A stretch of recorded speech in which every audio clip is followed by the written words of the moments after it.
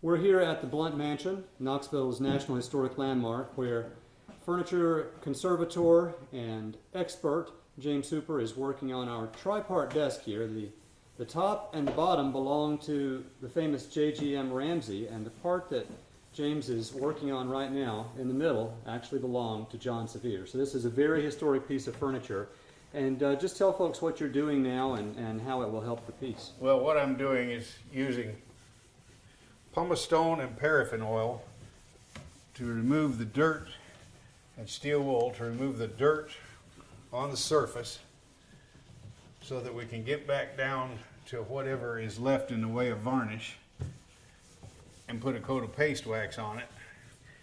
Well, now I'm going to stop you short right there because some folks are going to say, oh my goodness, stones and steel wool. How is he not scratching that up? But these are special pieces of steel wool. Exactly. This is 4/0 steel wool, very fine. Even rubbing it on your arm is not going to hurt you. And the pumice stone is basically the consistency of flour. So it's very And it's soft. just a very mild abrasive. Were it cleaner, you could use it on your teeth, but it's not quite that clean. Thank you. And this is a technique that you've used on historic pieces of furniture at Ramsey House, Blount Mansion, and all over the place. This is not only the technique I use for that, but it's also the same technique that I use for between coats of finish on high-end pieces of furniture. Between each coat of varnish, you will do this same process to remove any impurity or imperfection in the finish. Then when you do finally put on the last coat of finish, you end up with a very smooth finish with virtually no imperfections in it. Now this is an important piece to us. It's in the office here where our visitors come, kind of at the heart of the story that we tell. You take a lot of pride in this too. You've been doing it for more than 4 decades. This is something I've enjoyed all my life. I've taken care of the Ramsey House now for over 25 years, and I even take care of the pews at the First Baptist downtown and the collection at the Historical Society.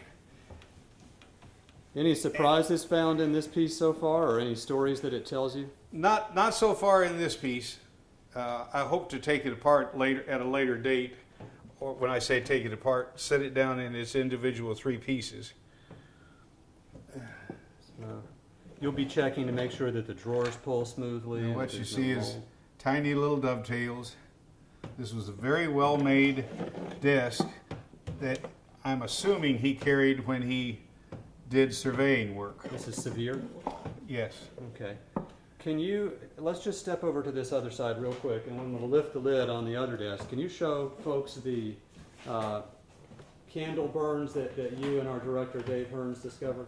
And I'll help you hold this. What we've got here, I've got it. What we've got here is candle burns, and you would simply, you can imagine with no lighting like we have today, they'd bring a candle, sit it right here, and then get in, pull papers out that they needed to pull out. Well, in doing so, they got close to the lid and burned the lid with the candles. So literally a story burned into the surface Exactly. of the furniture. This is a very common occurrence in corner cupboards and flatback cupboards where they get up early in the morning, set the candle in there to get out the dishes, and they end up burning. I've seen as many as 20 burns under one shelf. Incredible. And we never knew about this until you told us, so we're glad you're here. Well, I'll let you get back to work again. This is James Hooper, furniture conservator working at the Blount Mansion, and thanks for all you're doing. Look forward Thank to you. seeing the results of your work.